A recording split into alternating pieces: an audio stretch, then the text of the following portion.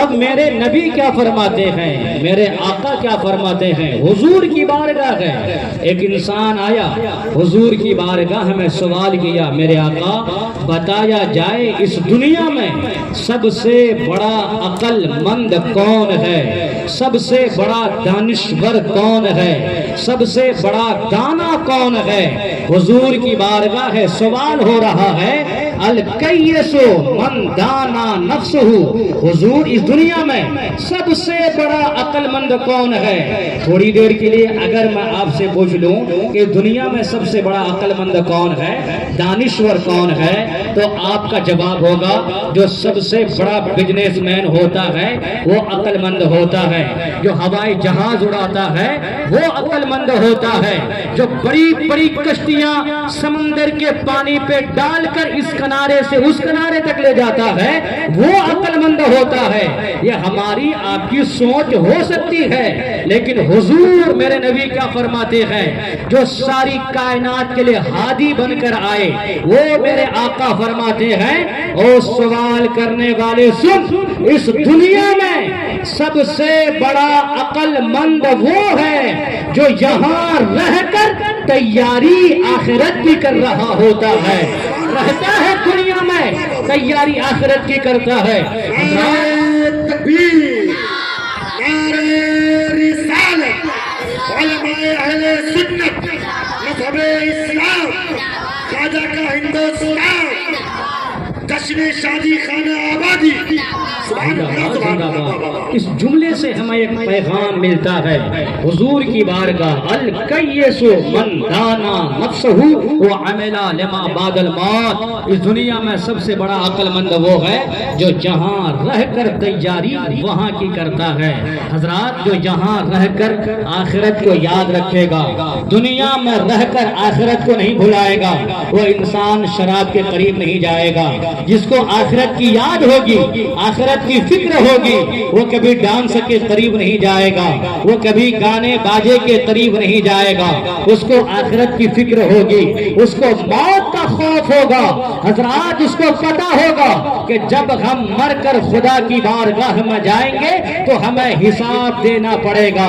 حضرات، ہمارے بھولے بھالے مسلمان کتنے بھولے بھالے ہوتے ہیں، اللہ کا ذکر بھی کرتے ہیں، برکت کے لیے محفل بھی سجاتے ہیں، برکت کے لیے میلاد بھی کرتے ہیں تاکہ کوئی پریشانی آنے والی ہو وہ دور ہو جائے، مصیبت آنے والی ہو وہ رفع دفع ہو جائے، اگر اس شادی میں کوئی پریشانی بلا نازل ہونے والی ہو وہ ختم ہو جائے، برکت کے لیے میلاد کرتے ہیں۔ اور وہیں پر پھر شیطان کا اتنا بڑا غلبہ ہو جاتا ہے کہ بہت جگہ ہم نے دیکھا ہے کہ میلاد کے بعد پھر گانے کی محفل بھی شروع ہو جاتی ہے۔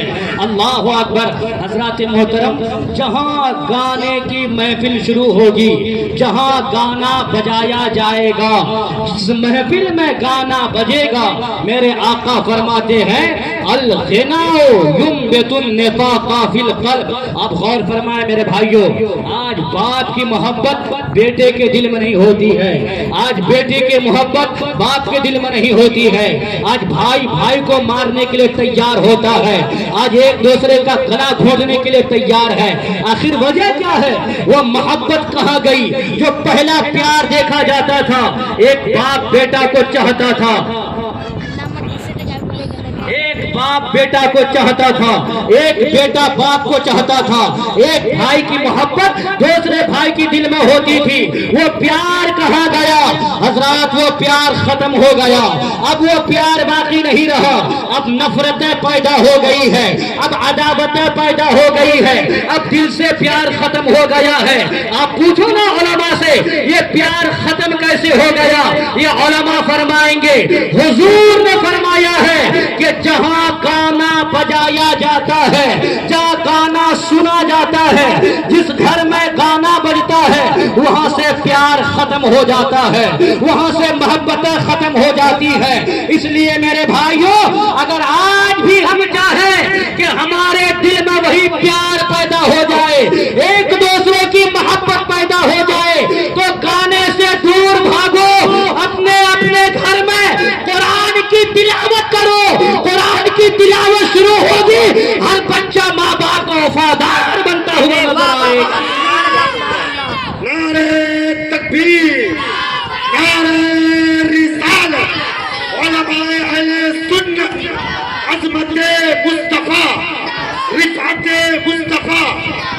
जश्न शादी खाना بہت आबादी بڑھیا واہ سبحان اللہ بہت اچھے حق ہے بہت اچھے زندہ باد بہت اچھے آج وہ چیز نہیں ہے. آج باپ ایک بیٹا باپ کو سلام نہیں کرتا ہے. کیوں نہیں کرتا ہے؟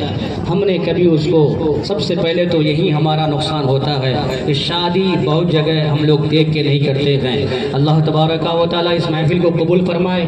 میرے بھائی علی جناب سیٹھ شرافت صاحب نے بہت پیسہ خرچ کیا. اللہ ان کے ہر روپے کو قبول فرمائے. اور ان کی شاید بہو آنے والی ہے نا. اللہ بس یہ کرے کہ بہو اچھی بھیج دے. سبحان اللہ. آپ لوگ دعا فرمائیں. سب بولا آمین. یہ بہت بڑی نعمت ہے. حضور فرماتے ہیں الدنیا کلھا متاع. یہ دنیا ساری دنیا برتنے کی چیز ہے لیکن اس ساری دنیا میں سب سے بہترین چیز اچھی اخلاق والی عورت ہوتی ہے. سبحان اللہ سبحان اللہ.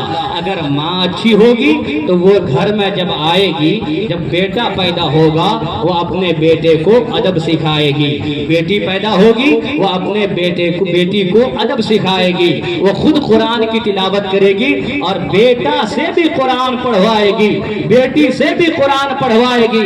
لیکن بہت ساری جگہ ہم نے دیکھا ہے کہ نہ ماں قرآن پڑھتی ہے نہ اولاد قرآن پڑھتی ہے. صحیح بات ہے کہ نہیں ہے؟ قرآن پڑھنا چاہیے. قرآن کی برکتیں کیا ہوتی ہے سنیے. حضور غوث اعظم, کیا نام ہے؟ حضور غوث اعظم. عمر کتنی ہے؟ 4 سال. کتنی ہے؟ 4 سال. عمر 4 سال ہے. گئے مکتب پڑھنے, جیسے میرے بچے پڑھتے ہیں نا مدرسے میں, ایسی مدرسے میں پڑھنے گئے. اور بعد دو زانو ہو کر استاذ کے سامنے بیٹھے اور بیٹھنے کے بعد اعوذ باللہ بسم اللہ تعوذ تسمیہ پڑھا. اس کے بعد خاموش نہیں ہوئے, پہلا پارہ زبانی سنا دیا. سبحان اللہ. عمر کتنی ہے؟ 4 سال. بیٹا آپ لوگ بھی محنت کریں گے انشاءاللہ. عمر 4 سال ہے نا. پہلا پارہ زبانی سنا دیا, دوسرا پارہ زبانی سنا دیا, تیسرا آیا زبانی سنا دیا. کتابوں میں آیا ہے غوث اعظم. ابھی غوث اعظم نہیں بنے گئے, نام عبد القادر ہے.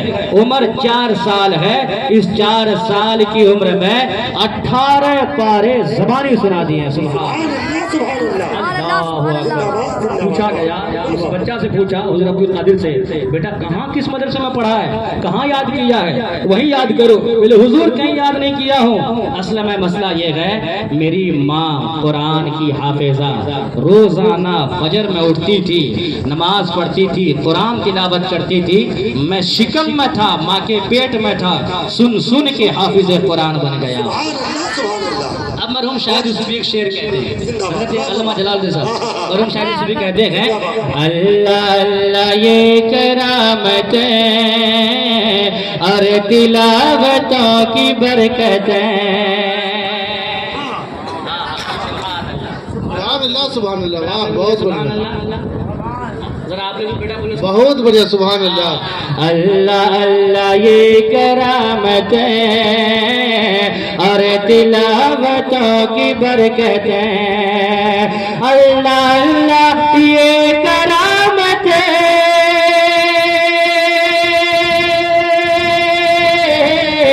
اور تلاوتوں کی برکتیں اور تلاوتوں کی برکتیں. ایک بچہ ماں کے پیٹ میں حافظ قرآن ہو گیا. ایک بچہ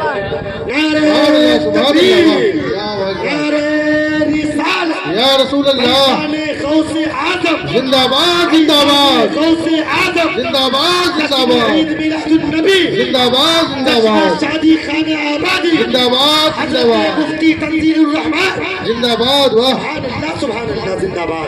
بہت اچھے. ارے بابا بابا بابا سبحان اللہ. کتنا پیارا چہرہ ہے. سبحان اللہ سبحان اللہ. اللہ اس چہرے کو سلامت رکھے. لیکن بھائی ہم نے بہت جگہ دیکھا ہے, میں تقریر کرنے پورے الحمدللہ انڈیا گھومتا ہوں, بہت جگہ دیکھا شادی کے بعد ہے نا اولاد ماں باپ کو بھول جاتی ہے. ایسا مت کرنا میرے بھائی ہے نا. اللہ تعالیٰ آپ کو عمر خضر عطا فرمائے, اللہ اس میں بے شمار برکتیں عطا فرمائے. اور یوں برکتیں عطا فرمائے کہ اس شادی میں اللہ اپنے محبوب کے داماد اور بیٹی کی محبت کا صدقہ عطا فرمائے. سبحان اللہ. آمین تو بولیے. آمین آمین. سبحان اللہ. بہت اچھے. سبحان اللہ شعر میں اور پڑھ دیتا ہوں ذرا بولے درشی پڑھ اللہم صلی اللهم صل على سيدنا شفيعنا حبيبنا مولانا محمد بارك وسلم صلوا عليه صلاة وسلام عليك يا رسول الله صلی اللہ تعالی زندہ باد زندہ باد اچھے سبحان اللہ کہتے ہیں ادھر بڑے لوگ لگائیے نا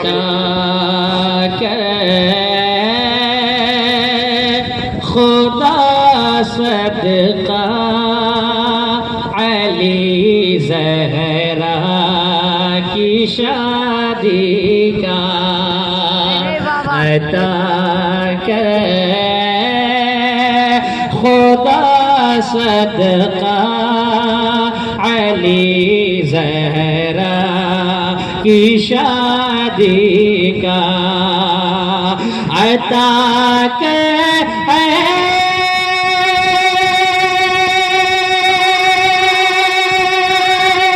خدا صدقہ علی زہرا کی شادی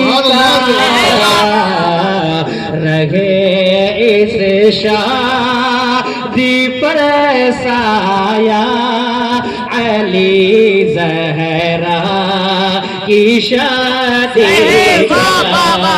رہے اس شادی پر سایہ علی زہرا کی شادی کا اور چلتے چلتے ایک شعر جو رشتہ ہو چکا ہے اب وہ جنت تک رہے قائم جو رشتہ ہو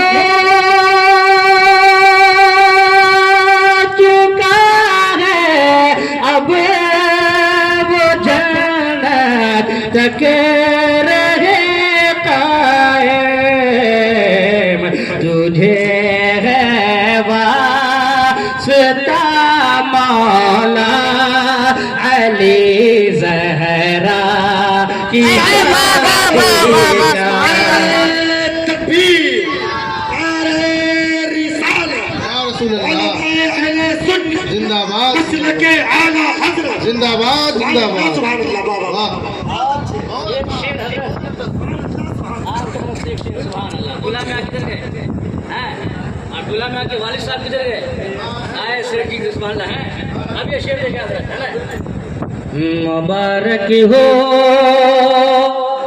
بڑا بڑا سبحان اللہ آپ کا انتظار ہو رہا تھا سبحان اللہ سبحان اللہ پیسے دیکھے گا چاچا پیسے مت لیجیے چلے گا لیکن بیٹھ کے میرا شعر سنیے سبحان اللہ ہاں سبحان اللہ شعر کیا کہتا ہے کہ مبارک ہو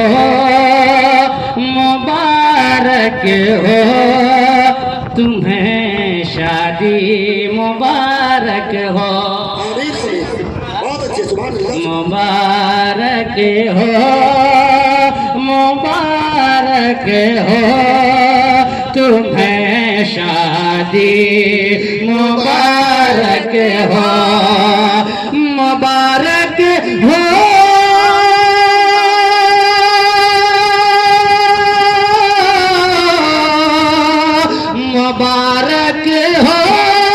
مبارک ہو تمہیں شادی مبارک ہو